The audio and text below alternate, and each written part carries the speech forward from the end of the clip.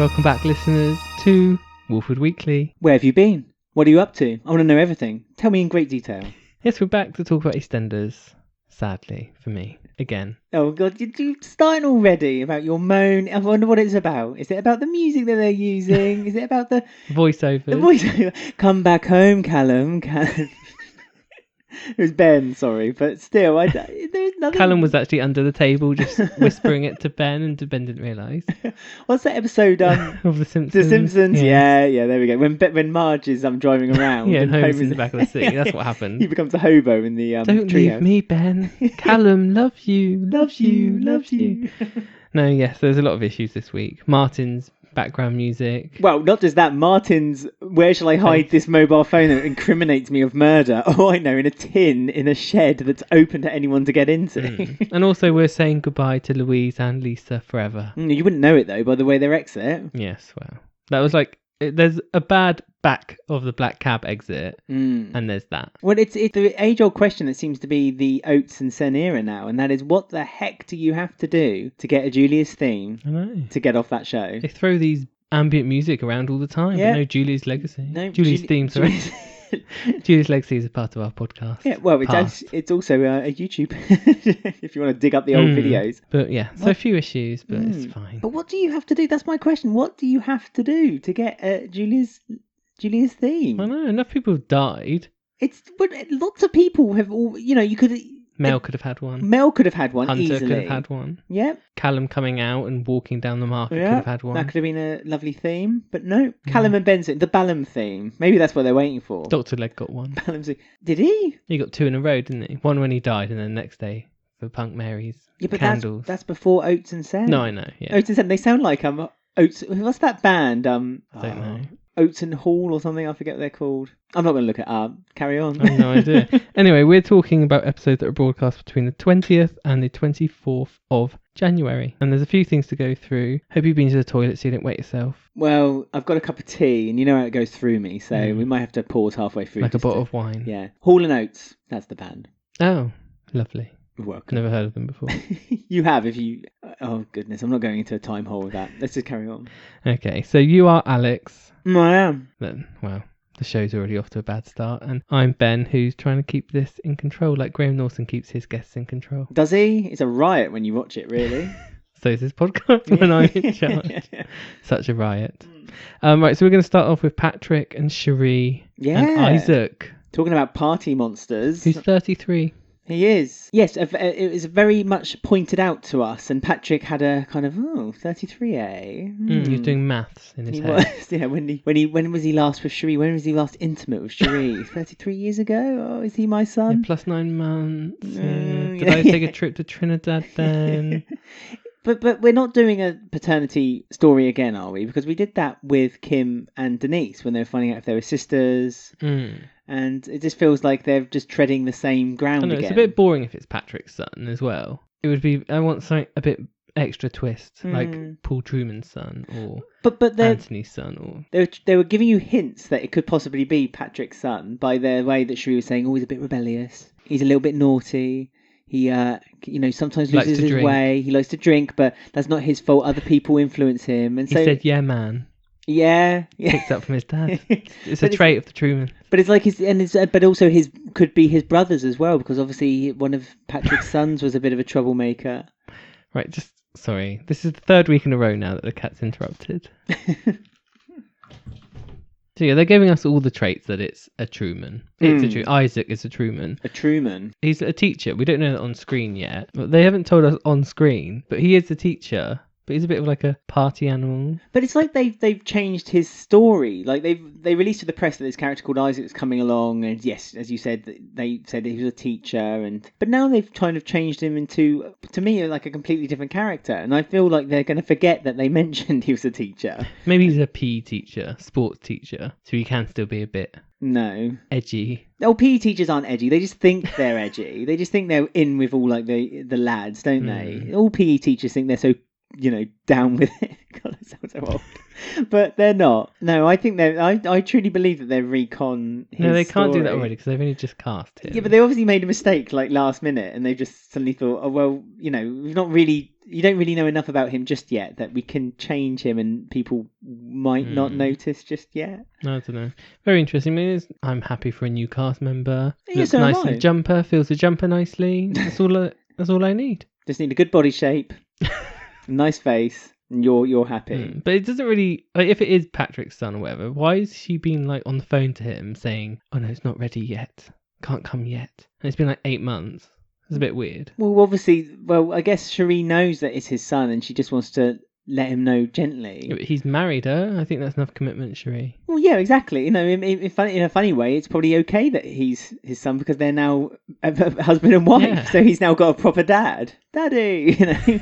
Daddy issues may be strong with this one. Very odd, but hopefully there's more to it. I hope so too. I mean, you don't really know a lot. We all thought this big meet between him and Patrick wasn't going to be a meeting of minds necessarily, and they've kind of bonded on darts and partying and being a bit rebellious, you know. And so, like I say, it's all obviously hinting toward the fact that maybe the twist is that it's not his son, but Sheree wants him to believe it's his son. Just so, again, maybe Sheree is now trying to convince him to give her his money by thinking that he also had a son with her in the past. You know, it could be a very twisted story, and it's a con between both Sheree and that guy. Maybe that guy is actually her boyfriend or her husband or something. I don't know. It's just, yeah, but something like that. You know, maybe it's a big con. No, because he's called her mum when they were both in. Yeah, but maybe that's just a pet name for them. All right, mum. Disgusting. But you know, all there is to say about that, really, isn't there? Yeah, because we don't really know enough about Isaac to kind of That's what the whole comment. week is like. The whole way through, actually. We don't really know enough to really comment about it. We might as well just stop now. Yeah, we might as well just go straight to who won the week.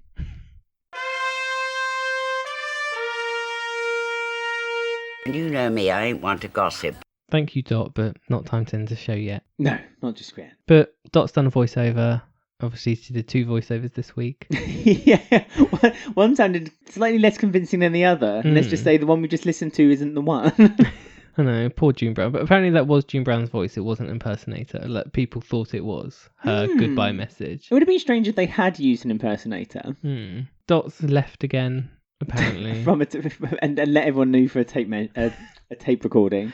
And it's such a shame because, like, we've had Dot back for a few months here and there. She's had scenes. Well, she's been back for 2 months, but she's only been on the show. And they wasted giving June Brown like scenes about looking at radiators or council rent. Oh yeah, because she was getting heating for her house. Yeah, and they wasted all those scenes with her doing that, and then this whole time we've had these Dotty scenes now this week with Sonia, which should have been Dotty and Dot. Would you want to have seen scenes of Dot going through a brochure looking for a boiler?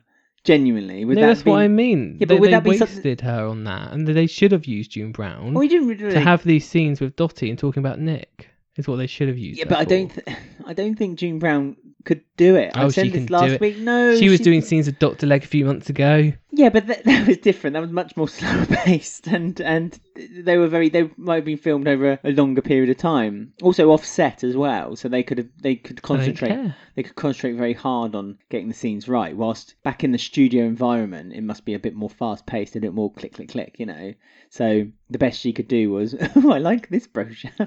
I'm buying my house. I'm back to Ireland. It was such a missed opportunity because we've been waiting ages for these scenes with Dotty to talk about Nick. But finally we saw Dotty. Yeah, we did. And she was really quite good, actually. She did that thing that I like that actors do. The woman who plays Tanya in Footballers' Wives. And she's also played... she played Vanessa Gold, Max's girlfriend. And she does that thing with her eyes when her eyes go left and right really quickly. Like she's watching a tennis match very quick. And Dotty did that when she was talking to Sonia. And I thought, yeah...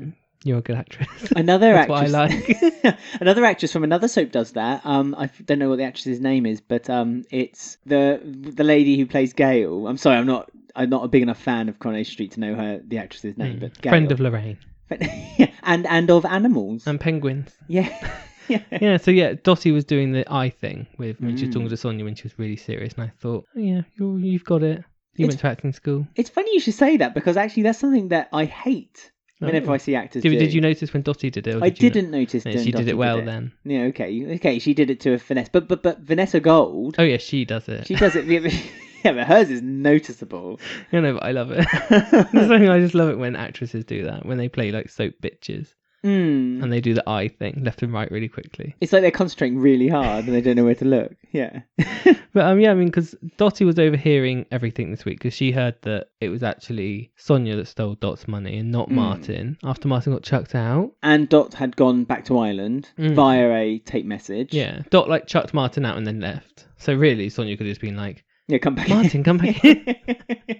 Yeah, could have been never quite know. easy. It'll be fine. But yeah, so she was overhearing everything, and we had lots of things about Nick and how she sees Nick. And well, yes. So this was the reveal. So she's always had a very fond memory of her dad, and she knows that he's a bit of a wrong 'un, he's a bit naughty, but never enough to kind of make her think that he should be someone she should dissociate herself with. Even though she was there when he like took the cafe hostage. Yeah, well, she blanked it from her memory. No, also she was there when she was trying to steal the money from her grandma and kill Dot. Yeah, but it seems as though her plan is back into the 2020s, and she's going to try it again. Not kill Dot, no, but just take her for a play the long game. Basically, play the long game. Yeah, because she faked her remorse and she forgave and she forgave Dot. Yeah, for Dot's sins. But no, so this is it, isn't it? This is funny. Very Janine. Yeah, but also it's interesting to see how she supports her father. She still sees her dad in this genuine light, that she thinks that he actually wasn't so bad after all, and that a lot of people misunderstood him, and it wasn't his fault, it was everyone else's. Or I guess maybe she's like, even if he was bad, you still killed him, so you've done wrong. Nan. Yeah, but Sonia did explain to her that it wasn't done through any malice, is that she saw, every time Dot saw Nick, she saw that there was less of Nick. And this is what Sonia was trying to explain. And that on the last time that she saw her son, she realised that he was just a shell of a guy and wasn't the man or the child that she, knew. And he admitted to killing Reg Cox. Yes, and that was the final straw for Dot. She was like, he's a good friend of mine, Reg. I quite fancied a bit of him. I didn't even live on the square when he was dead. So it was almost a mercy killing, I guess, in Dot's eyes, and everyone kind of understood that because they knew how bad Nick was. But Dotty never really got to experience the full-on Nick and the nasty, the very nasty side. I suppose, I don't know, it's weird though, really, because as you say, she was there when he took over the cafe. She was a hostage in that situation too. She was in the cafe, wasn't she? Yeah, I'm sure she was. And I remember she begged him to not do it, and it was at that point when she might be repressing her memories. Yeah, but it was at that point when Dot adopted Dotty, wasn't it?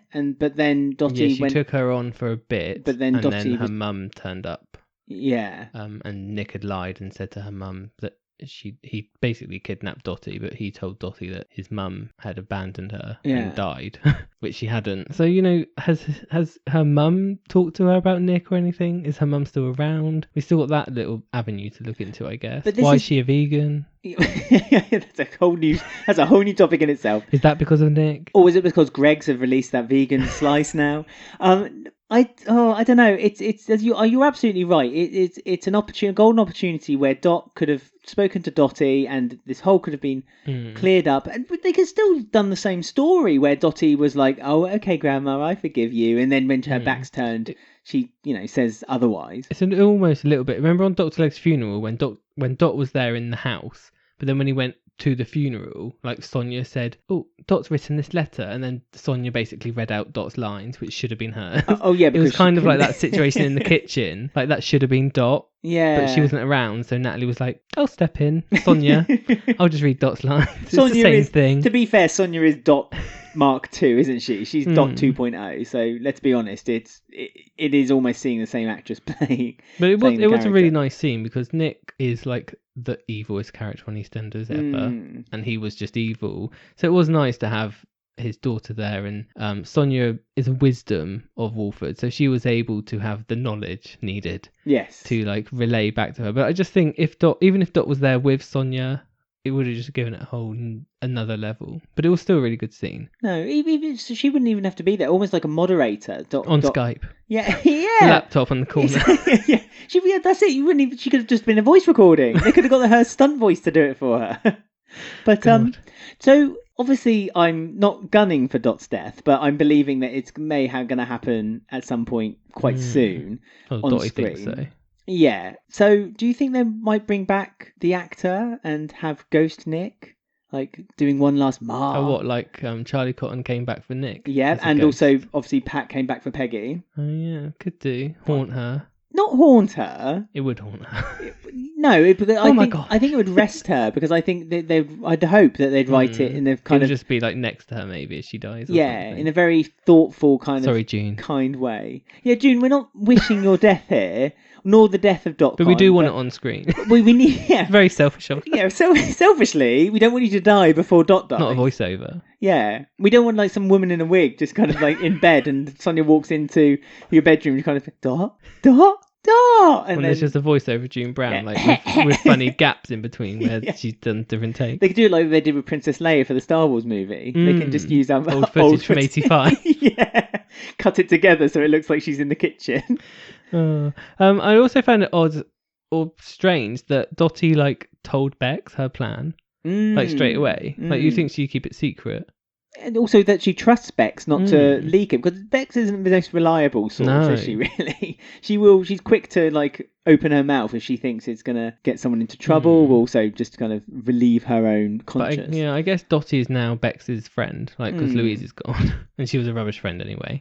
Oh, yeah. And when the actress who plays Dotty took over Instagram for the day, she was filming loads of scenes with her and Bex. So I guess they're going to be like a friendship I group. like that, and it means that we see more of Bex But as it's well. weird that Bex knows that she's like got this evil plan. Maybe she'll join in. Yeah, maybe. Bex Screw and it. Dotty. Botty.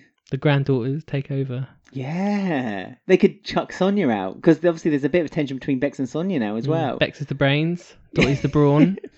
Pinky in the brain. We'll make lots of money. Right, so going on to talk about death all the time. We've got a few funerals that are going on this week with Jean and Daniel as well. Oh, yeah, yeah. But death isn't a laughing matter, as Jean quite rightly said this week. No. Reality slaps her in the face, doesn't it, when people are laughing about death? She's taking it very seriously. Well, she's tired. She's had enough. She's had enough. She just wants a quiet life. It's a horrible reminder to her that Daniel is sick still, I guess. Well, Daniel's dying. Daniel is going to die. But he's just like loving it, loving life. But he doesn't see any reason now not to give a monkeys about anything else. Well, Jean should be on the path of recovery, although she's taking her last kind of chemo, and that's tired her out. So she still sees that she's got there's more to. Once Daniel dies, there's obviously more to for her, and I think that's upsetting her a little bit. Also, popular news. I wasn't keen on Rainee's fringe before. Now it's grown in slightly. I really like it. She reminds me of a Cabbage Patch doll. Oh yeah, kind of like a Rosie and Jim doll That's sort of thing. Cabbage Patch. Yeah, the same sort of thing, like the hair. She reminds me of like a 2003 like Jessica Alba haircut from Honey. All right, okay. So look that up and it looks like that. Everyone listening, not you. But yeah, now that her fringe has had like 2 weeks to grow in, it looks good on her. I'm sorry, you've just put the theme tune to Rosie and Jim into my head now. I bet you someone will post a Rosie and Jim gif on our Twitter. Rainee, Stuart, Rosie and Jim. Yeah, Rainee and Stuart, Rainee and Stuart. Oh yeah, that's the theme tune. Yeah. But yeah, they were drumming up business. Monetised. Apparently, Rainee works for the company now, the funeral home. Yeah, she works together with Stuart. She does definitely Yeah, work. Jay there. put them together because Jay's 'cause now working Jay's in the car quit, lot. I No, see. he's not quit.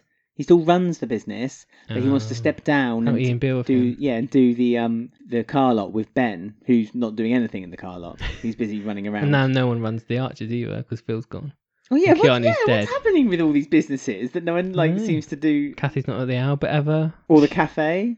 Sorry, I should say. Hmm. I was very upset. I must say something I noticed this week that Martin doesn't have a reusable calf mug.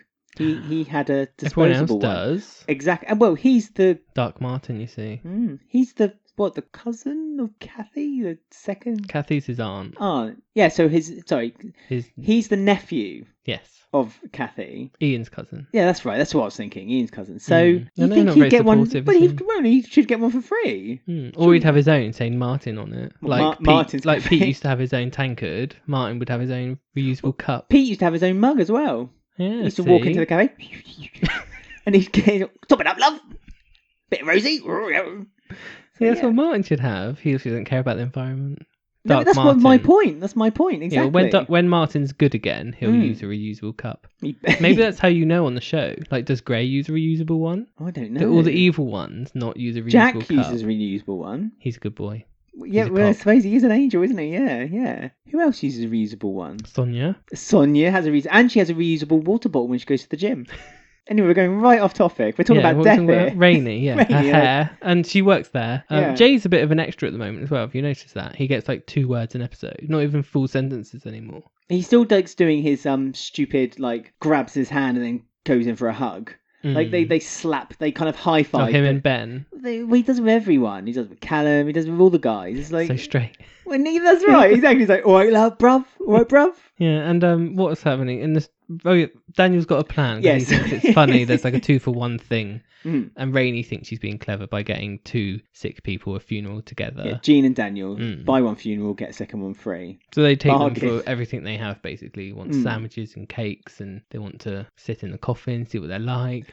Take a go around on the hearse and stuff. But they've used it as a day out, haven't they? It's like they basically used it as a free day out. So they've got free champagne, as you say, treats. They got to fill the lining of a coffin. And Rainee quite cold-heartedly gave them an invoice which included the price of them spending. Oh, did she? I all didn't that. see that. Yes. I did miss a bit at the end of it because it was a bit Silly, silly. far-fetched.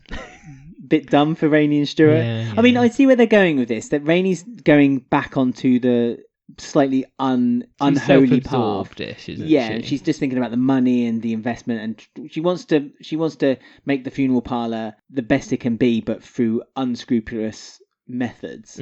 While Stuart actually genuinely wants. Man. He's a new man. He wants to do good things. He regrets shooting himself last year, he said. Yeah, he said he regrets framing his best friend for murder and then trying to sleep with his wife. I do regret that. Yeah, I okay. do, promise. Everything's forgotten. Yeah, and washed away. He should have said back to Callum, well, you shot Mick and stole jewellery. It's a funny one, isn't it? Because we seem to forget that Callum was introduced into the show as halfway as with a villain. As a villain, but not as a villain, as a bit of a... No, a villain as in what they call them in London, a villain. Oh, okay. In old EastEnders. Well, he was a hired goon. Yeah. There you go. And he... Yeah, so... Yeah, Callum. Yeah, Maybe I'll do some voiceovers to you next time. But Stuart seemed very... What are you going to say? Sorry, that's curious. What are you going to say to Callum? You shot someone. He'll be halfway his hat. Oh, Callum. Why you done this? I can smell... Don't forget your past. I can smell queer. Why are we going off topic? Obviously, this story was not very good. It was like the Mitch and the gin rubbish, wasn't it? There was a lot of filler this week. To sum it up, Stuart seems to have realised that Rainee isn't perhaps the new woman that he first thought she was. There you go. She's got a hairdryer. She's got a fringe. Yeah, and GHDs from prison. Mm-hmm. She's fine. Yeah, I haven't really mentioned her drug habits or anything really. She's clean. Yeah, but they didn't mention her recovery or in prison. It all happened off camera. Yep. It's a bit like Louise's mental health. Like I just forgotten from last week. She's off to Portugal. Bye. Or Bex's suicide. Yeah, well. Remember when she tried to commit suicide? EastEnders doesn't. Right, so we're going to go on to our first game now, and then we'll be back to do the rest because we've got the Carters next. Ooh. So he's had his dark days, but Ian's given him a pay rise. He's back on his stool, got 5 a day, throwing it in our face. Let's play a game of it. Martin Fowler's 5 a day. That was, yeah. What a whirlwind. Whoa, just spun my mind. So any new listeners to the show, where have you been? But also here are the rules to Martin Fowler's 5 a day. I'm going to give Ben a question, and it's got many, many answers. Ben has to give me 5 in 30 seconds. And if he does, he's got his 5 a day. Get my banana from the stool. He gets his banana, his apple, his orange, his kiwi fruit, and his strawberry. And some protein powder as well, why not? Oh, yeah. Oh, we should make a game. Anagrams. Yeah. Edit that out. We'll keep that for later. So, Martin Fowler's 5 a day. This question this week is as follows. It's no secret that Janine Butcher will not tolerate anyone who tries to interrupt her plans for Walford domination. In fact, she's gained a reputation, sometimes on purpose, but sometimes not, for quite a murderous record. In 30 seconds, can you name 5 characters Janine Butcher killed or had attempted to murder while she was living on Albert Square? I just want the names for now in the 30 seconds, and then afterwards you can gain extra points in the second part of the game. That's right, there's 2 parts now. God, about how she killed them. Oh, for God's sake, don't ruin it for everyone. I don't know. Okay, so in 30 seconds, name 5 characters, and there have only been 5 that Janine Butcher had killed or attempted to murder while she was living on Albert Square. Starting from now. Ryan. Yep, Ryan Malloy. Barry. Barry Evans, 2. Michael Moon. Michael Moon, 3. Who else did she try to kill? Who did she accidentally kill? She didn't kill Laura. No. Accidentally kill. Someone who found out that... There was a big discovery. Frank. No, there was a Ricky. big discovery. She said, Mum, baby. Well, I can't remember anything about Janine. 30 seconds is up. 30 Attempted seconds to kill. That's the 3 she's actually killed, surely. No, she never killed Ryan. Oh yeah, she attempted to poison him or whatever she did. Okay, so that's right. So Oh, that's sorry. for an extra point. No, that's fine. So for an extra point, she attempted to poison Ryan Yes. when she discovered that he was having an affair with Stacey. He had his shirt off a lot, that's why I remember it so so vividly. if he threw up a lot, it was easy to clean. And he was all of course. sweaty because he was ill. Of course, yes, and he had a temperature. How did Barry die in 2004? She pushed him away from him and then he fell on his own. Yeah, she pushed him off a cliff. No. She pushed him away and then he then fell. He fell backwards down off a the cliff hill. after being pushed by Janine. No. She's innocent. No, she married him thinking that he had a heart murmur, but he That was kind of tainted the truth a little bit, and so yeah, she was a bit upset. Michael Moon, he Stabbed him. 2013. And then blamed it on Alice Browning. You can watch it, by the way, on our YouTube video, Moments of the Decade. Check it out on our YouTube channel. But yes, stabbed to death in the kitchen when she discovered that he was plotting to kill her and then run away with their he's child. evil. He was evil. So the one I was trying to hint to you was Danielle Jones Oh, yeah, she ran her over. in 2009. She accidentally knocked down after when Ronnie discovered that Danielle was her daughter. That's so annoying. That's when she says, baby. And then... when you said that, I thought Janine said it. And I was like, what? No. That's why I was all confused. I didn't want to give it too many clues. So one more you didn't get. This was really obscure. Who she's killed? She attempted. attempted. This is another attempt. In 2014. I'll give you... Billy? No, I'll tell you Ian. it probably won't help. But it was because the person had recorded a confession from Janine that she'd murdered Michael, and he attempted to blackmail her for £250,000. And so she tried to kill him by hitting him with the car as well. I don't know. Alfie? I don't know. David Wicks.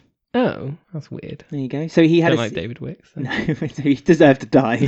He made a secret recording of her admitting, and he blackmailed her. So she thought, what way around can I do this? I know, I'll kill him. Yeah. But Well, 3 out of 5's not bad. Plus my 3 extra bonus points. 4, you got the way people died. 4 out of 5. Yeah. So you got 7 out of 10. That's not bad. Little spluttering of applause out there. I can hear it. I can hear it right now. It's like a cricket clap. I get that a lot. You do you? What, on your The own? clap. Yeah, you do. Lovely. Hope you guys got on better at home or worse. Let us know. Get in touch with us. All details on WalfordWeekly.com. And that was Martin Fowler's 5 a Day.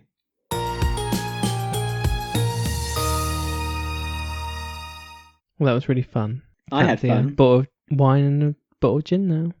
Do you? Yeah. You don't want to join me with my bag of nuts and fruits? No. I'm sure the sugar is hitting me now.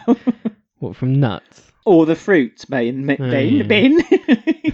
Right, so yeah, we got the Carters. Linda's getting drunk again, Yep. as usual. Mm. Still not reaching the heights of Angie, I'm afraid. Not quite got the charm that Angie had when she was drunk. Different drunk. Mean drunk. But Angie could be mean drunk, Yeah. but she could also have she had the charisma with it. She could still hold a bar Still and be hold... classy. Yeah, she could. She could hold a room. She could have a conversation with a group of people. She could be fun. While Linda's just a mess when she's had a bit too much to drink. Yeah. I guess with Angie, Lou Bill put it best, saying she preferred her with a drink in her. Yeah. Whereas Linda, you prefer her without a drink in her.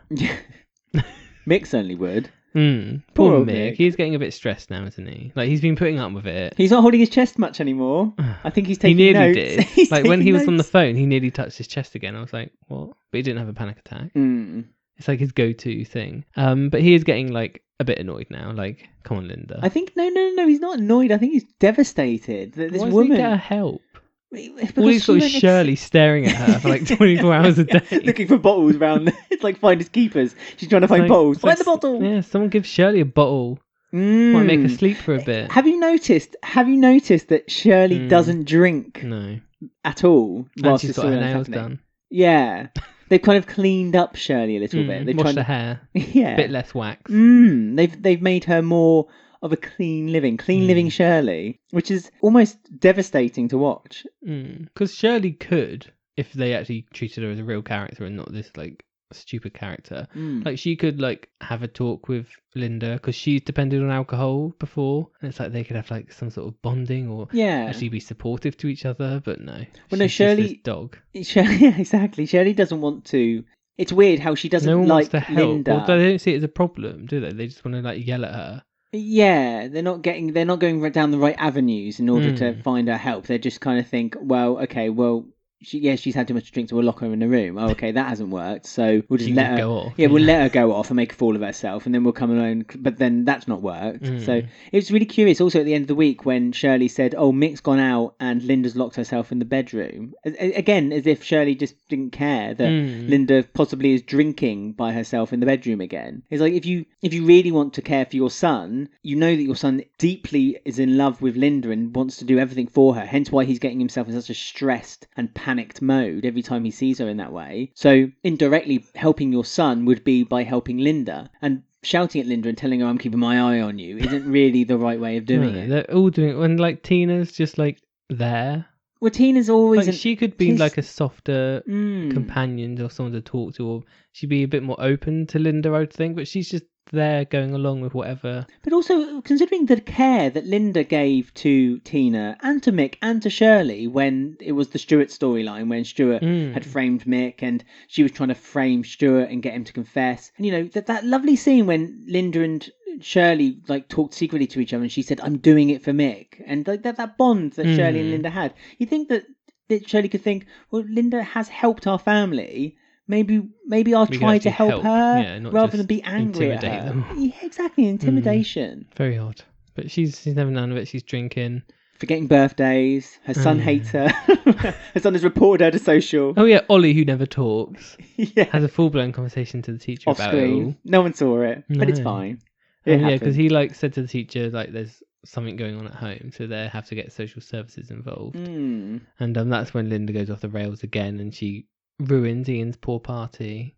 Yeah, his victory party. Yeah, being horrible to everyone in the club. Yeah, saying a few home truths, bringing up stories that we thought they'd forgotten about. Jean and Ian being one of them. Yeah, and mentioning Jean and how Ian may not be the largest member in bed. Yeah, it's really weird that she said something like that. It's like Linda knew. So she said Jane told her. Oh, right. Yeah. Jane? Have a little chat, weren't they? She was talking about Big Mick. And she was talking about Little Ian. Little Ian. Tadpole Ian. Because, you know, Jane, she's been with Grant. That's true. We all know what Grant is like in I mean, in his bouncy underwear that he's in. We've seen EastEnders Classic recently. Yep. We know the girth. So, you know, Jane's got all spectrums to compare to. So. It's like a rainbow of penises. But yeah, Linda was just getting really horrible and mean, and you know, everyone was drinking at 4:00 in the afternoon, but Linda was drinking at 4:00 in the afternoon. But she was drinking well before 4:00 in the afternoon. She was drinking a bottle from the bench that a teenage girl had left, which the teenage girl had stolen from a shop. Just like her mum stole from Dot. Boom. Not so good at it after all, you Bex. No. But yeah, she just made a fool of herself and ended up. Ruby phoned Mick because Sharon was in there with her. Yeah, didn't Sharon care. just left her. Sharon's got bigger fish to fry. Well, not a very good friend, Sharon. That was poor show. She could have at least sent a text to Mick or something. Yeah, I guess. But then again, she's not very good at texting, though, is she, Sharon? Yeah, but the roller coaster that is Linda and Sharon's friendship at the moment is that they were best friends at the beginning of the week. By the middle of the week, Linda was like, "Now I've had enough of you again." And so, but I think Sharon was a bit, "Yeah, no, you're not my problem, really. I've got other problems, and I need to get my Denny." Ruby can deal with it. So she called her old mate Mick, and she wet herself on stage. Ruby's lost her. Wow, you just dropped that in. That. That's the story. It was so. I actually had it. It was a proper gut wrenching moment. There. It is always because I remember when like Jane had whatever happened to her. She was paralysed from the waist down. She was paralysed and she wet herself in the Vic. Was it when she was wet around the head? Yeah, by Bobby. Yeah. And that was like, oh gosh, it's just not a nice it's thing. It's a really embarrassing thing. I mean, for Linda, okay, I guess she didn't know that it had happened, but obviously it still happened. With She's Jane, the landlady of the Vic. And there was that scene, wasn't it, when she was in bed and she was talking to Mick in a kind of a half dazed state, and she was saying, you still love me, don't you? You'll still be with me. He was yeah, I know. Yes. Yeah. Broken. I mean, Mick is broken, isn't he? He's like, he's just... Needs to get away from the square. No, he needs to get away from the pub. I just think that pub, it's the curse. It is the curse that Aunt Babes had planted onto the building. She knew. If Aunt Babe does, she'd sort Linda out. She'd slap her, make her a She can't make her a pudding. trifle. No, because there's Sheree in trifle. She would do it on purpose, Aunt Babe would. Yes, she would. Oh, is there Sheree in this? Yeah, I mean, I thought I found like Shirley like casually made fun of her wetting herself as well in front of everyone. Like when Who did? Shirley the next day to Phil, she said, "Oh, Miss Leaky Drawers has locked herself upstairs." It's like, all right. Yeah, that's uncalled for. Yeah. I mean, I know we're meant to see Shirley as this kind of hard-faced cow, but at the same time, she's so inhuman though now. But not when she's with Jean. So then they have scenes with her and Jean, and there was a scene I think this week when Jean smiled at Shirley and Shirley smiled back, and you saw the human side of her. I just wish they wouldn't make Shirley just such a one-dimensional character when it's her and the family, and yet away from her, like when she's talking, even when she's talking to Phil, she seems to soften. It's just I don't know why they do that. Yeah, it's weird, isn't it? Doesn't do it any favours. Not at all. Right, so we're going to go on to talk about the bad party. Obviously, Ian won his election. Yeah, Ian's victory. He lost. By the he luck drew. of a draw. That's right. He drew with Spam Man. Yeah. But throughout the week, his name changed quite a lot. Did it? It was Spam Man, then it was Ham Man. Then Sandwich Man, maybe? Maybe. Then he went back to Spam Man. That's illegal, you know. Offering to pay for food or beverages for using votes. food as a... Yeah, if you offer to give food free for votes, it's illegal. So Ian would have won either way then. He had the equal number of votes. Can you remember how many votes he had? It's like 546 or something. No. 400 and something? No. What was it then? 575. Oh, but yeah. Which means, 1,150 people voted. I did that off the top of my head straight there. Not bad for like a little local rubbish election, is it really? Ian did say there was only 3 people voting in those booths. And at one point he thought that someone could vote twice. Yeah, no, it didn't really make any sense. No. The whole thing didn't make any sense. Because No. at one point he said, oh, there's only a few minutes left. And then later on he was like asking people to vote for him. He kept popping into scenes, didn't he? Like these really serious scenes would happen, and you just see this, like the character from Mortal Kombat. He's like, whoopsie! He'd like just kind of pop in all the time and be like, because he popped into Phil and they had a little giggle. Yeah, it was nice to see Phil and Ian being true. friendly to one another. It's weird because I was meant to mention this last week. If this was 10 years ago, before the death of Lucy Bill, and he cried in Phil's arms, and you know Phil and Ian kind of made up and became not friends, but understood one another, as it right, if you want to put it one way. When he went family. When he barged into Ian's house last week to shout at Sharon, like he didn't really attack Ian. He just said to Ian, stay out of it. Yeah, that's true. And it's weird because if this had been 10 years ago, I think Phil would have just gone straight onto Ian, like any opportunity, and just said, slammed him against a wall. They have a bit of mutual respect for each other, I guess, now, don't they? And I like that. And I like that, as I said, when Ian came in and said, "You're going to vote for me, Phil?" And Phil was like, "If it shuts you up, then yes." And then, it was... and didn't. But did he not? You don't know he didn't? Didn't really go, did he? Didn't have time. I wish they had those stickers like they have in America. Yeah, I voted. Kathy would be wearing one, no one else. Kathy, yeah. She was on the alcohol again. Well, she was the only one. She was the only one at the announcement of who had won the. Yeah, it was her and some other random woman. Yeah, in the community centre. They put out 50 chairs, and 2 of them were being seated on. Yeah, he won, and he did his little party, and that's when Linda ruined it. And so I don't know what the point of this storyline is. I'm guessing it's going to lead to something. Well, he's a councillor now, so he has a power of what gets built, what doesn't get built, who can get extended licenses. So no doubt he's going to be pushing his weight around and be unbearable. Is he going to take it off of Ruby, do you think? Well, that was the whole thing, wasn't it, a few months ago, why Ruby stopped being his campaign manager, because he gave the late licence to the Albert, or he promised it for Kathy, and not to the E20. Right. Scarlet's now. Is it called... No, it's not called Scarlet, it's called Ruby's, isn't it? Yeah. So... She's named after herself. Oh, yes. Named after the person she loves the most, Ruby. Good girl.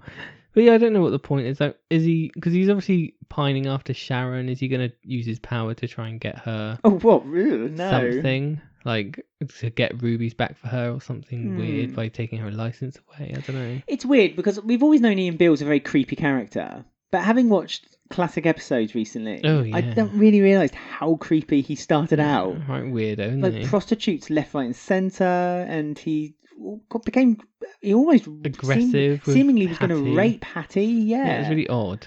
And but he has had a lot of character growth. Two has kids, he? two kids Really? have died. He's all right. I don't know, but he's still power hungry and still smarmy. Still that Ian Beale where he thinks that money and, kind of gets him respect and the women that would love him more. It's very peculiar. The only thing I know is, by the way the storylines have been this since the new producers took over, like the wife swap, for example, we thought, oh, that's just a silly storyline. But actually the ramifications of it are like leading into the 35th anniversary, which you wouldn't really expect. That wife swap would have led to the boat party and then that lead to the because big they death got or the boat whatever. party because of the competition. The ball they and won. chain and loads of characters like Ash and Honey swapped over, and that wife swap thing led to a load of like, oh wow, wouldn't expect that from that silly storyline. So I'm wondering, is there a bigger meaning? How's that linked to the boat party? Sorry, Well, because they did the ball and chain, they won for the pub of the year. Yeah, okay, but And it's that also then led leads to to other they- stories. yeah. Okay. And so you wouldn't really expect that from a silly little storyline. So I'm wondering, like, is this election thing somehow going to link into something bigger? But I just don't know what it could be. But on the other side, like they've done other silly storylines. For instance, the rat trap with the Panasser brothers, and that's not really led to anything of gain of interest. It's really. Do you think they're still going to try to dominate the square? Is that the main story, the main goal? They have to. It was only a few months ago they said it. Yeah, but You really don't have respect for these writers, do you?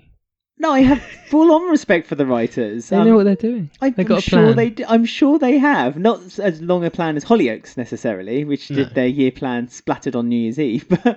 But I don't know. I just feel you saying like this story, which seemingly was nothing, as in the ball and chain story, and the wife swap, and it's led to lots of other stories. I can see that with the Walford story, with the election story and the councillor story. Obviously, Peter Bill is coming back. Yes. So that must be somehow linked to it too. Oh yeah, maybe. There must be something bigger towards this. Because Ian's tried this 3 times and he's won now, so he needs his plan. Good for him. Well done, Ian. Did you vote Ian or Spam Man? I spoilt my vote. Did you? Yeah. Kathy. Yeah. I just put a great big cross through the whole paper. I just couldn't choose between them. No, I don't blame you. Plus, I don't eat ham, so the ham sandwich wasn't particularly. What about Ian then? No, because he's also hammy, so I couldn't choose between one or the other. Right, we're going to go on to our second game now, and then we'll finish up our roundup with a bit of Ballum. Ooh.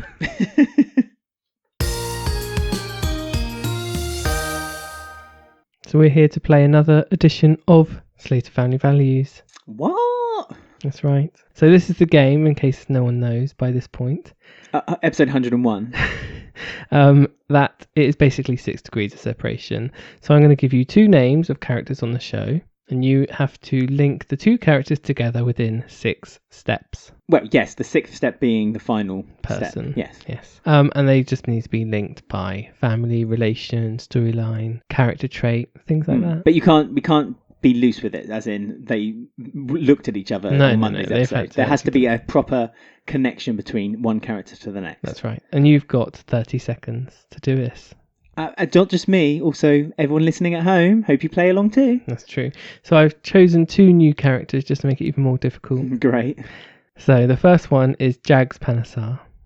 My favourite of all the Panasars. And I want you to link him to Sheree Truman. My favourite of all the Trumans. Truman? Is her surname Truman? Yeah, she's married Patrick. Of course she did. Why am I being a fool? That's a link there. Right, in 3, 2, 1, go. Okay, well, Jags has a crush on Chantel. So that would be my first start. Chantel is married to... No, I'm not going to do that. Chantel works at the hair salon, the hair of the dog, whatever it's called. Fox and Hair with... I say that's too early if I go straight to Denise. With Denise. 8 seconds. With Denise. Denise has a sister called Kim. Kim is Time also up. the daughter of Patrick, and Patrick is married to Sheree Truman. No, listen, 30 seconds is not enough time for me to explain my answer as I go along. Well, you've done it before. No, I'm sure you gave me more time. You gave me like 45 seconds. No, I'm sure. you never do 45. I think we look back. Anyone who listens back or is a true aficionado of our podcast, please let us know if we've ever done a 45-second. I think sometimes it's 60, but that's too long. And then 30 is you get bored too short. quickly. Your attention span's ended by 30 No, it's seconds. too long for you to do it. Well, I've done it though, haven't I? I've done it in 30 seconds. No, you didn't. You took 34 seconds and 6.66. Well, that's because I quickly stepped back. So That's your fault. No, it's not. Well, you don't get any points. But I have because I got it right. No. But I Viewers got at it right. home can comment below on YouTube or on our podcast if you can comment on podcasts. Yeah. Their own steps. But also if I'm correct. No, you're not correct. And you also get an extra point if you can include Bobby Bill. Okay. Do you want to hear my 6 steps on how to do it? Like on Countdown, how they show you an alternative route. Yes, go on then. Jag's brother is Vinny. Oh, okay. Vinny is friends and starts a business with Keegan. Keegan's brother-in-law is Gray. Gray's wife is Chantel. Chantel works at the Fox and Hare with Denise. Denise owns part of the salon with Sheree. She doesn't own any of the salon with Sheree. Yeah, Patrick gave her a percentage, didn't he? Did he? You didn't even know they were married. No, I did. I remembered after you said it. I suddenly had a horrible thought that they were like, there was a storyline where they were actually cousins or something and they got married. And that's why I suddenly went, is she a Truman? But no, yes, I admit fault for not knowing that knowing that they were married, but not knowing they were married. But I can't believe Patrick would give up so much so quickly. Well, he loves her. That's where the gold digging storyline, I suppose, had erupted from. Well, there you go. You failed, 0 points. But we'll see if our listeners can do better than you, which they usually do. But the listeners have to do it in 30 seconds. Some people cheat. Well, they don't have the luxury of having to explain their answer as they go along. Next time, I'll just give you the answer. Just get on with the and work. Then and then I'll explain my answer afterwards. I'll show you the working out. Okay. Well, you get 2 points. And in an exam, you have to show your answer and then show your working out. 2 points. This isn't Libby Fox's degree of excellence. This is Slater Family Values. Well, if you merged them, it'd be a much better show. No, you failed. So that was Slater Family Values. And that's that.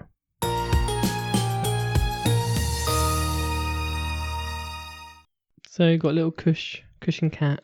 Kush to Kush. Interesting note. Cat Slater, she's been called. Not Cat Moon. Oh, right. I hadn't spotted that. Yeah. Kush called her Cat Slater. And on the credits she was Cat Slater. So wow, okay. yeah, Alfie's out. Long forgotten. Oh, well. Old news. Oh, dear. So that makes me happy. Cat Slater. Yeah, it sounds better as well, doesn't it? Cat Slater. And she introduced herself as Cat Slater to the guy. Right. I suppose because so clean slate actually makes sense. Guess because she's now back to being a Slater. It would be nice though if they could have done just something just to kind of indicate that that's happened. Signed divorce papers. Yeah. Oh, the divorce papers have come through. Oh, Alfie's died. Yeah. Yeah. He found out some stairs. But yeah, Leo has been doing like fake reviews, sabotaging Clean Slater, which I'm sure has loads of good reviews with Big Mo as the head of department. Oh, absolutely. God, I can't imagine anything but 5-star on Google. I'm surprised Leo didn't think, right, I'm going to give him loads of bad reviews and like go on there and like, oh, they're already 1 star. I won't bother. Yeah. They've already sabotaged themselves. But yeah, I think he was also phoning the companies, wasn't he? As an anonymous... He told them they were prostitutes or something. Yeah.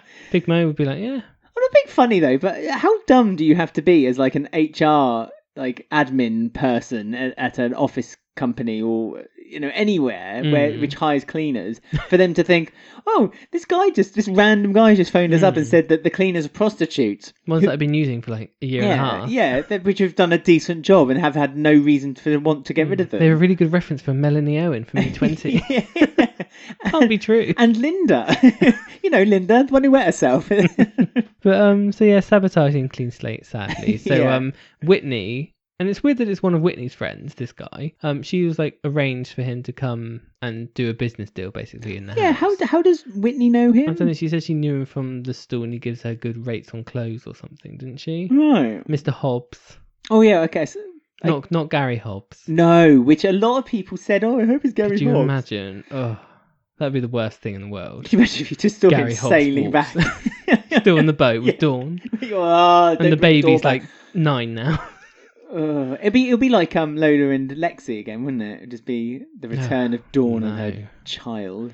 Not that I have anything wrong with Lola and Lexi anymore. It's just I do. No. I actually quite like Lola and Lexi. Oh, now. Lola's so pointless. I wanted her to go to Portugal. No, I disagree. Lola's the in-betweeny one. That's boring. She helped out with Patrick and Sheree this week. She helped out with Ben.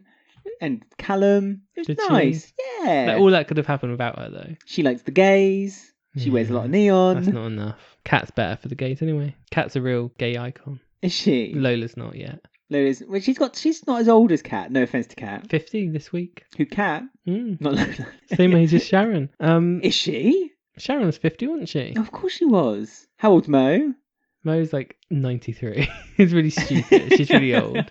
No, she's 86 or 87, I think, in the show. But obviously the actress isn't. No. Yeah, she's like the similar age as what Dot is, but June Brown is older than Dot, and Big Mo is the actress who plays Big Mo is younger than what Big Mo is. They must have stopped Dot's age though at some point, because when Dot was first on the soap, June Brown played her as an older character than she was, because June Brown wasn't as old as Dot, was she? No, Dot wasn't. Dot wasn't that old. She was a similar age to Pat, wasn't she? Was she? Yeah, and like Pauline, because she was a baby.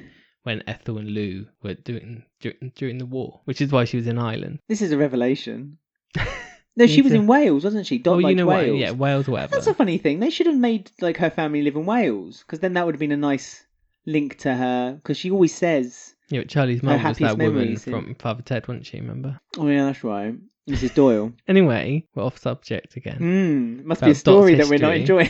Well, it is good because Kat got to act, which Jessie Wallace has been waiting a year for, nearly. That's true. And it was nice to see the relationship between Kat and Kush being a bit opened up. I still don't like them as a couple. I love Kat and I love Kush.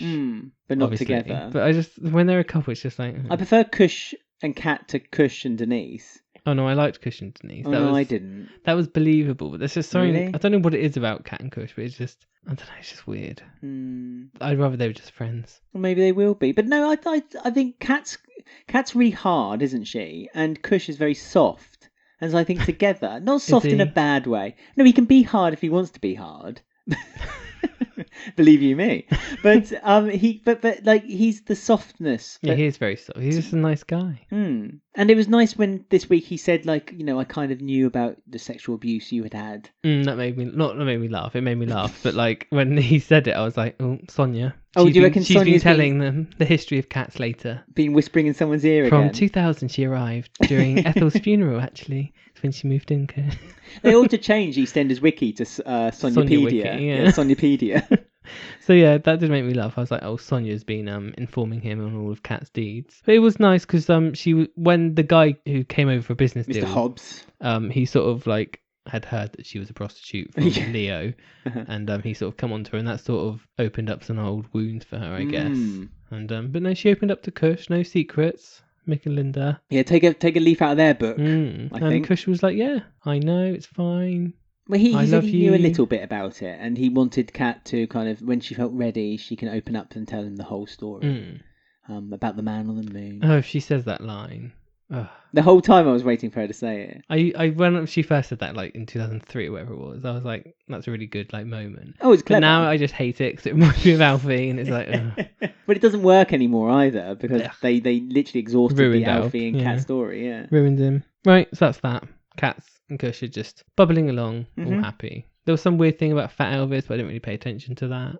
Oh, I didn't. Some sexual thing or something. Oh, what, with Mo? Yeah, I didn't some weird line. I don't know. It must have been in passing. Yeah, it was.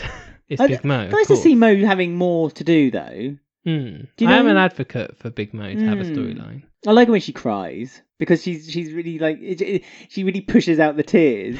It's like she's one of those criers on TV that looks like she should be crying but isn't crying. You know what I mean? She's another character like Shirley, who's like not a real person. But she could be. She's got so much history they could tap into. Yeah, you think that Mo and Jean would be more close as well, wouldn't you? But then Mo has become like the joke of the family. Yeah, she is just one note, like Shirley.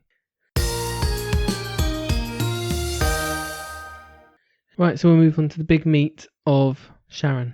Not very kind. I know, she had a Christmas dress on again this week, so... Well, she's out of her hoodie. She means business. She is going for it. For the jugular. Makeup on, hair done. Yep. Christmas outfit on. Hair up. Leather jacket. Hooves in. Heels on. Heels on. Rubbing her tummy. Yeah. Is she pregnant? She's pregnant. Whose baby is it? It's Keanu's baby. I mean, it's a bit funny how she's like seeking revenge, because I'm all here for Sharon taking down Phil. I don't need to question it. But like, what is she seeking revenge? Like, do you know what I mean? Like, she cheated on him, and now she's like, I'm gonna take you down. Yeah, but she cheated on him. Yeah, but she cheated on him. It's a bit odd. They were both but bad. I do love it. They were both bad. Yeah, but He's just a dirtbag. I need to pull you up on something because there's something you tweeted this week, and you said that Sharon was carrying the show.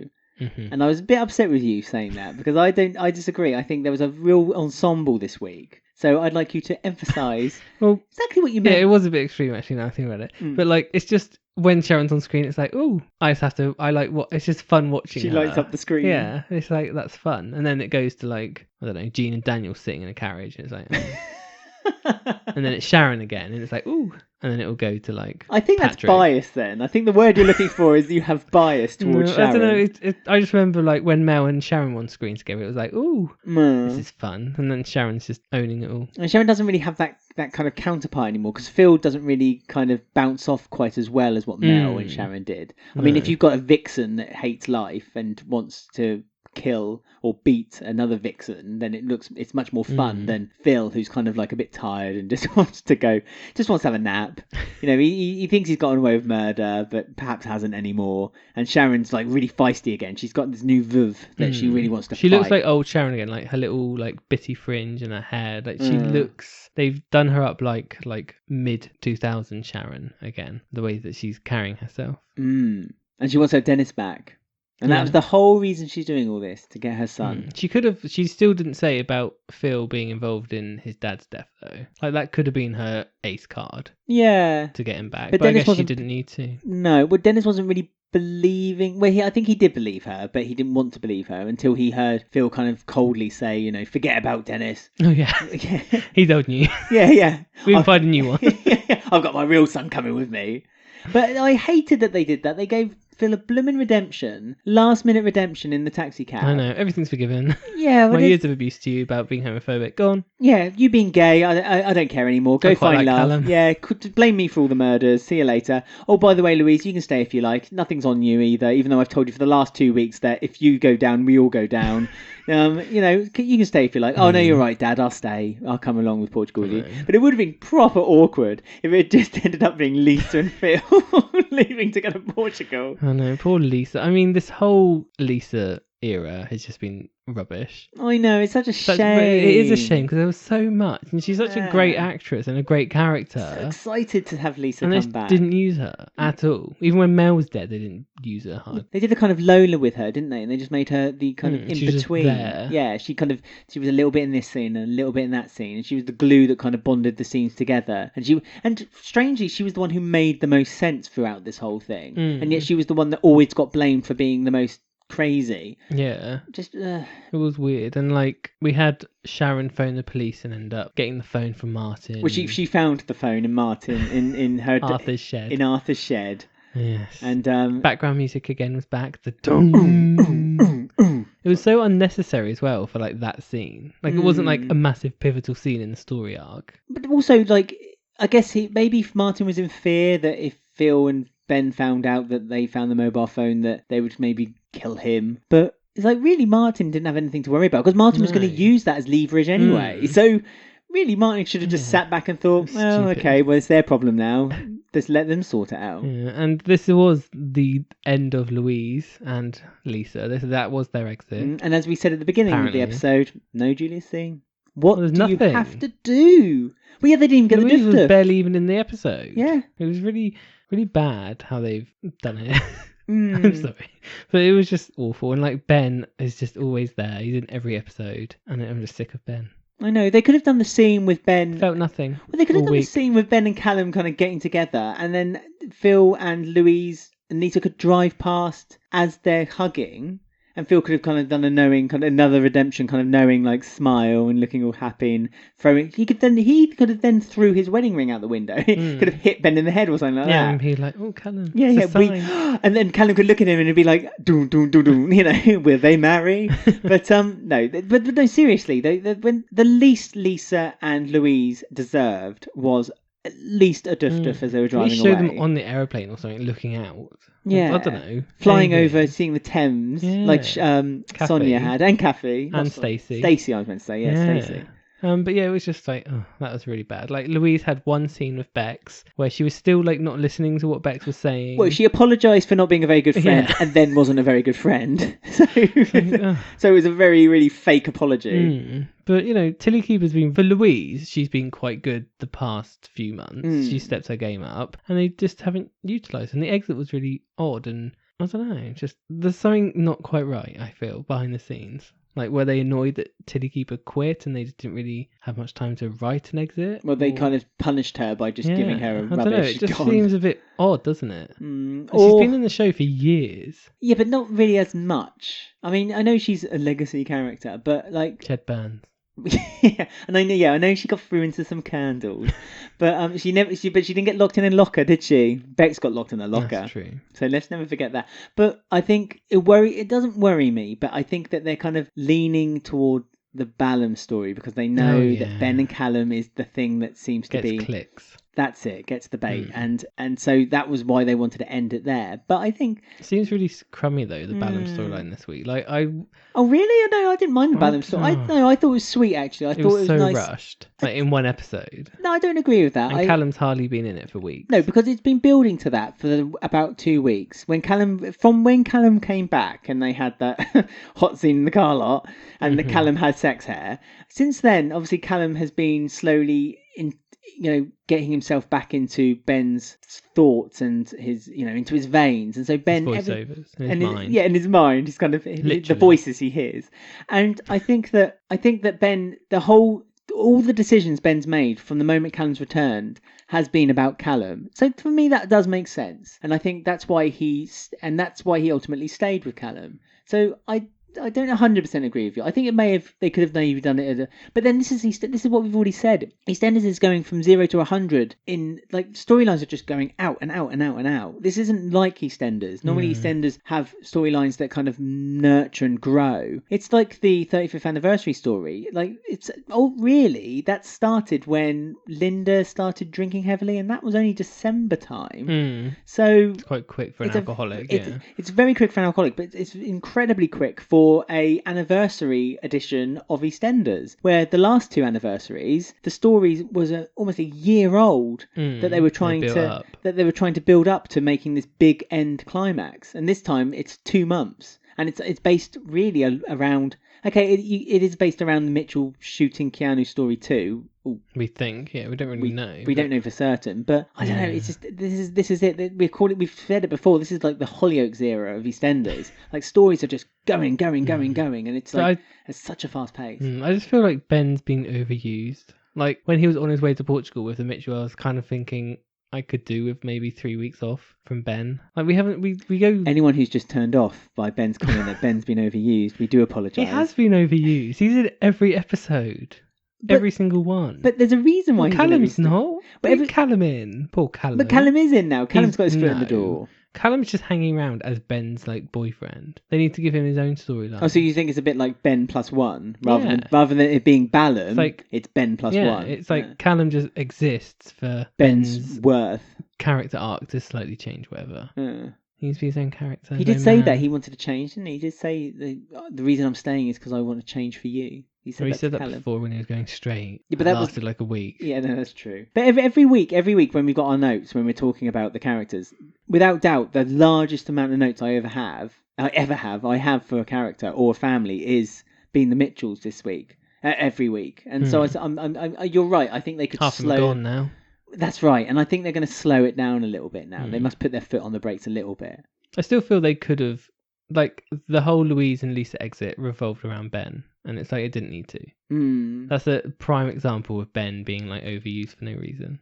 Where he takes centre stage every time. I mean, he didn't need to. It should have been Louise and Lisa's little moment. At least he was forgiven by his dad. Yeah, well, that would just change. When Phil comes back, he'll just go back on everything. Yes, and maybe Ben will finally try to bankrupt his dad like he had planned to do when he first arrived. At least Kathy's wasn't invited to Portugal. She's just in the house on her own. Yeah, Kathy's drinking. Kathy's a dangerous drunk because she's not the one being vocal about it. At least Linda's letting everyone know that she's got an alcohol problem. She's slowly getting on with it. Yeah, Kathy's just doing it quietly. Living in the Mitchell house on her own now. Yeah, well, at least she had a note left for her. Which, from Ben needs to tear up, doesn't he? Quick. Oh, yeah. Well, I wonder if Kathy will see the note and she'll be like, what's this? Oh, nothing, don't worry. Could have texted, could have called. Right, there you go. That was the week. Yeah, it certainly was. Comments and also who won the week and also this time last year. Actually, before we go, haven't mentioned the last scene of Ben and Callum. Oh, right. Yes. The one that leaked online early. And it was so bad, the director was like, that's not the real scene, it's a deleted scene. And then magically it became a scene at the end of the with episode. Like incidental music added. But yeah, that was just awful. I'm sorry.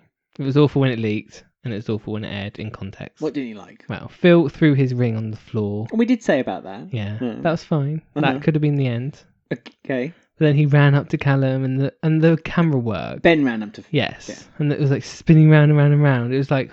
Love Actually. It was like Hollyoaks, which is not a good Hollyoaks reference. Bad Hollyoaks. All we do is reference Hollyoaks. But, it's just awful. And the dialogue was awful. It was sweet. No, the acting wasn't very great from Max Bowden. Max Bowden is normally amazing. Yeah. Hasn't been for a few weeks. It was just, I don't know, there was just something cringy about it. And like, I don't know. What about it was Lexi very coming... straight. It was two straight actors it... kissing each other with like hands over their mouths. It was just awful. Oh yeah, and Lexi came out and Lola stood in the background smiling. Daddy! So I just, yeah. It felt a bit staged. A bit. The spinning camera was the worst, followed by the music. But that is very... Followed by the acting. That's very British rom-com, late 90s, it wasn't even done it? Well. And the script was poor. I mean, no, it was sweet. As I said, he said, I'm doing it for you. And I know he said it before, but no. That's what I want to say. I just realised I didn't add that, so I've added it now. Okay. Well then... Poor show. Didn't enjoy it. All right, chap. Poor show. So yeah, sorry, Ballum, but... Okay. But that's the end of the week then. Yeah, that's it. That's what I want to say. So now we're going to go on to our comments. So yeah, we'll go now. Bye. You know me, I ain't one to gossip. Right, well, after that interruption, it's time for us to find out who won the week, read out your comments. We've also got a special Q&A this week. We had a special Q&A last week, but this week It's a new feature now with Walford Weekly. Maybe. I threw out a question out to people on our Twitter and Facebook and got some very interesting replies. We also got a few replies as well about the show during the airing of the show in the UK. Before we do any of that, we have birthdays and deaths with Ben and, of course, Ben's time hole, which is dark, dank, moist, and very, very long. Darker than Martin. Darker than Martin. But and taller, longer. But just as wet. Deeper, I don't know. No deaths. How deep's mine? 6'4". No deaths. So happy beginning of January. That's good. EastEnders history. Good time to be alive. Death of a marriage. Phil and Sharon. Yeah, well. 2 birthdays. 1, Phil Mitchell, 20th of January 1961. Oh, I think he'd... Oh, no, he did. He went for a meal. That weird thing when all the Mitchells were walking and looking at Sharon, weren't they? No, they didn't spot Sharon. Sharon just watched kind of lonely looking. Yeah, like she looked like, I wish I was there. Yeah, I wish I was a Mitchell again. Get over it, Sharon. You're a Watts now. I know. Be proud of it. And then that also made me laugh that they were all marching off to his birthday meal. And the scene before, Louise was basically having a mental breakdown, but then she was just happy to go for a meal. Yeah, well, she just wanted to eat, didn't she? Stupid. That's probably why she's so miserable. She hasn't been eating. All it took was an Indian takeaway. Or just bad character growth. Anyway, the second birthday was 26th of January 1987. Shabnam Kazemi. I loved Shabnam. Very good. The recast was amazing. The recast was outstanding. I was so upset when she announced that she was leaving, the actress. She was so good. Such a good character, and her friendship with Stacey was really good too. I just loved her. No, it was just a joy to watch that. She was a great actress. A brilliant part she played as well. She should come back. She should. She can live with Habib or something. Well, she could replace Habib, but yeah, she's disappeared, hasn't she? Yeah. So the episode I looked back on this week, which I look back on episodes every 2 weeks, by the way, on YouTube. So have a look at that. One was released this week. Oh yes, if you go to our YouTube channel, details will be explained at the end of the show. Girls' Weekend Away, very good. But the one I did for the show, for the podcast, was the 24th of January 2014. Sharon's very smug. in this episode. I must say, she was a different Sharon to what we know and love now, isn't she? She's walking, linking arms with Phil, because she's buying the beauty shop, which we know now as the Albert / Dagmar / Well, she mentioned the Prince Dagmar, Albert. didn't she? Yes, Yeah. she did.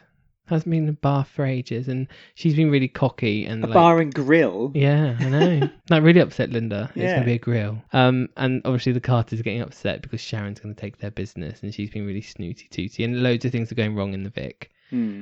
Shirley's cooking, but she's like using like dog food for meat in pies or something and serving it to people by accident. Right. Something weird. And then there's mold in the kitchen and the roof's falling in.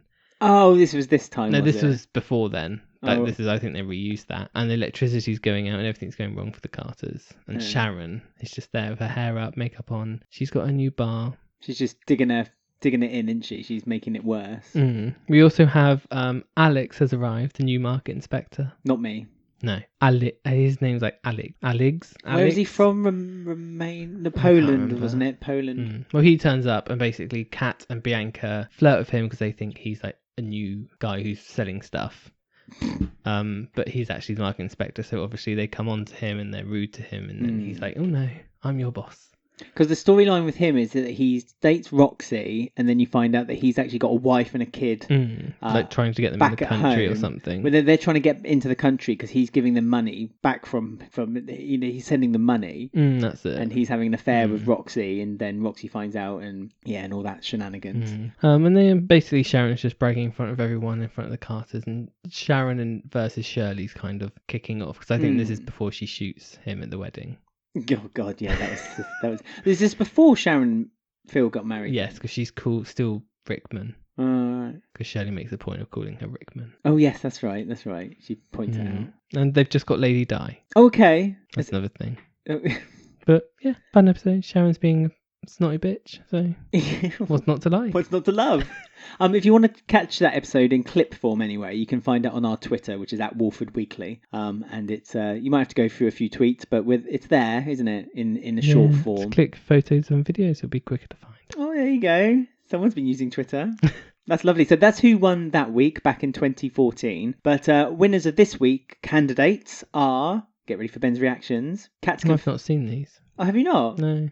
Okay. Well, the first one is Kat's confession. Yeah, okay. I'll wait a second. Right. Linda loses her throne. Oh, what? Because the toilet's a throne. Well done. Yeah, that could be good. It could be good. Yeah, possibly. I don't know what the other ones are, you see. All right. Sheree's sunshade. Oh, sun, because it's her son. Shade. No, that won't win. Or Sharon gets to the truth. That will win.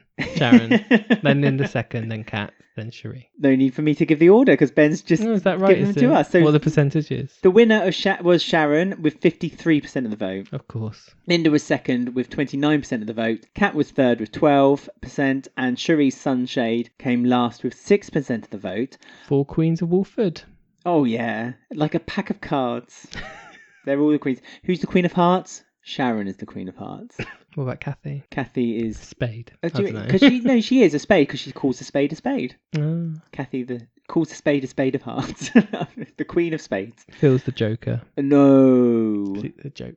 He's not the Joker. There's something in my throat that I keep talking and my voice just doesn't come out, just so everyone knows. Okay. Well, I'll tell you what, to save you some grace, I'm going to read out some comments that people sent during the week to us. Ooh. You excited? Yes. Okay, good. At Izzy Fields on Twitter said, that was a pathetic exit. What the hell was that? Sick of Ballum pandering. Lisa and Louise, who have tons more history than Ballum, at least, should have got the duff. Yeah, preach. Preach. At Sarcastically Sardonic said, if Kat doesn't win, we're rioting. That was who won the week, of course. Oh dear. Carwyn Hughes on our Facebook group, details we'll explain at the end of the episode, said, a very underwhelming exit.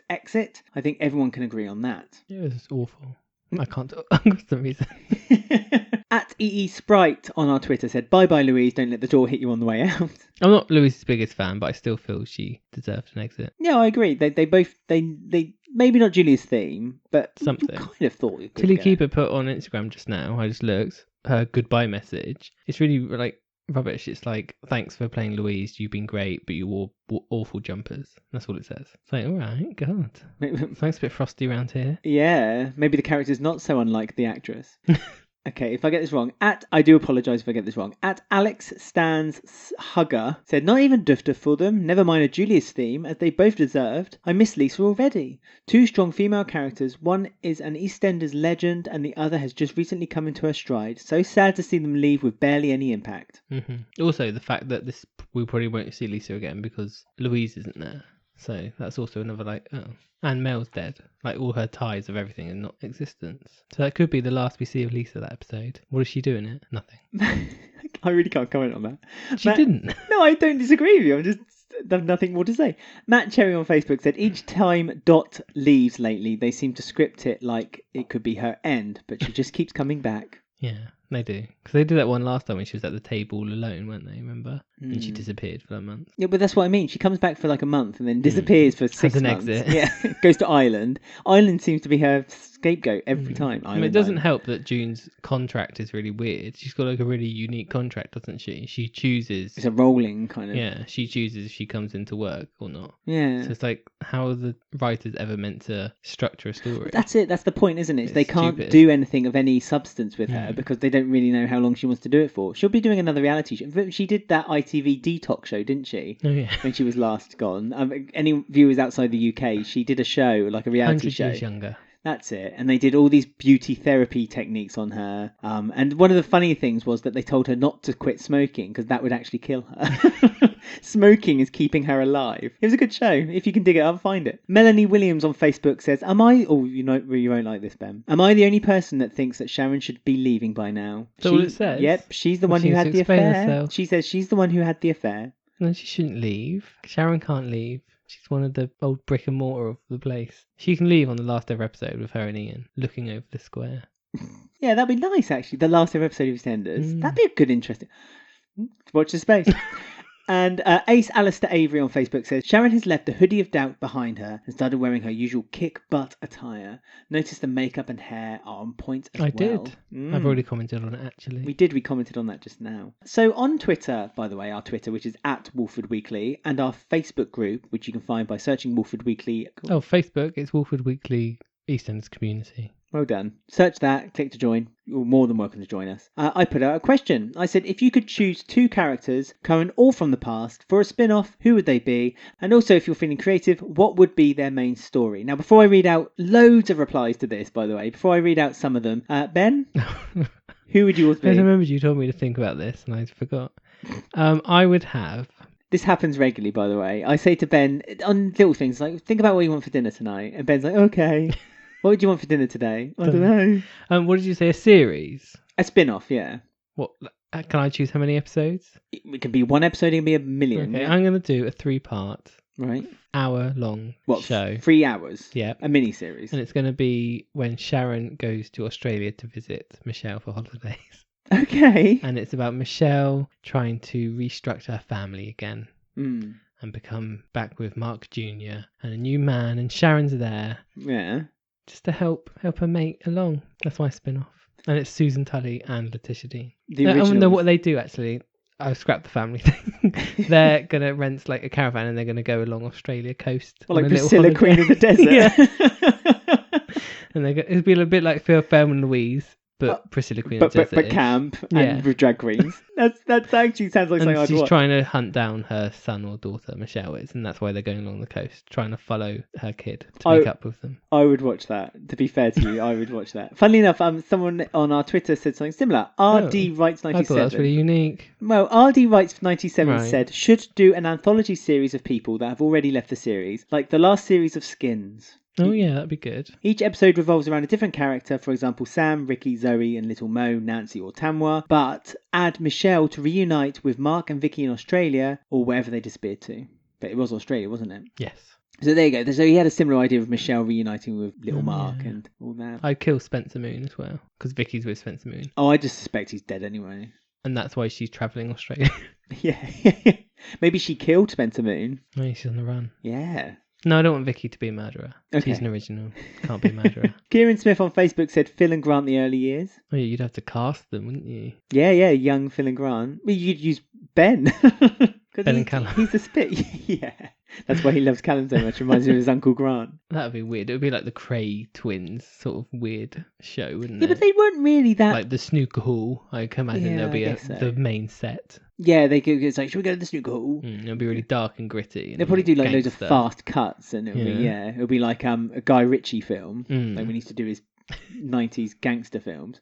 Cuz Doe, sorry if I said your name wrong on Facebook, says Ethel, Dot, Peggy and Pat, the Golden Girls. Oh, in a retirement home. That would be good. Ethel in a retirement home with all her like friends. Yeah, you see her filmed at in the retirement. 90s. Yeah, though. We have to go back in time, but film it in the 90s. That'd be funny. Well, it's no different. Ethel and 3 other friends. Yeah, 90s seem to be the kind of niche thing at the moment, don't they? They like doing TV programs based in the 90s. Here we go. Lily on Facebook said, I would love Sharon and Dennis in Florida if he had not met his demise. Oh, original sexy Dennis, yeah. Thought you meant Dennis. No, not Denny. Oh no. And Florida, you know what's in Florida, don't you? Sharon's been there twice. Disneyland. Oh, yeah, she loves it. Mickey Mouse. All right there, Sharon. Her best friend. Yeah, why not? At RIP Melanie Owen on our Twitter, I think you know where this is heading, said Mel and Lisa in Portugal. I'd be intrigued with Lisa having to help Mel when she had her breakdown after Steve. We didn't get much of Mel's past after her first stint, but we had the podcast, but that was mostly about Mel and Ray. I was going to say there was the podcast where they kind of showed that when she went horse riding with Ray. Yeah, that was funny. And they had those really scenes like, I love you. Yeah, it was disgusting. Not sure if I'd enjoy that. At Lou_Flaherty, I think that's right. Again, I apologise for the names. By the way, she loves everything. She said, Ben and Callum, bring Stuart into the mix, a highway mum and a possible half-brother. Callum experiences PTSD to do with his past, maybe all set outside of Walford, and Ben can be in there as a supporting role rather than a centre role. Ooh, they could film it like him and her, but call it him and him. And Stuart will be the brother again, like he was because he's in him and her. But Stuart the brother ends up being gay. Oh yeah, that's fine. It's No, not that obviously won't happen. It's not his brother. It's whoever it's it is. her sister's That's it. fiance. But still, him and him it would be cool with Ben and Callum in a flat. Him and her's really good. Again, if that's on BritBox stateside, give it a go. That's last week's question. I know, but it's excellent. After we answered that question, I thought of so many more. I was so angry I didn't say them, but I'm not going to rattle them out now. At A Person or a Tree said, go back to Redwater for season 2. And at Spillman Tom said, I often wonder what happened to the demon vicar in Redwater. Oh yeah, Kat's son, Zoe's twin. That's right. Talking of which, at Tam Trainer 96 said, Zoe and Kat tries to find Zoe and brings her home. That'd be a bit like when Peggy went to find Sam to bring her home. They should recast Zoe as well, like they recast Sam at the same time. Zoe's pole dancing somewhere. And one last one to finish on. Tom Spillman on Facebook, this is my favourite, I have to admit, said, Shrimpy and Heather, Mystery Solving Lovables, Episode 1, The Case of Shrimpy's Lost Hat.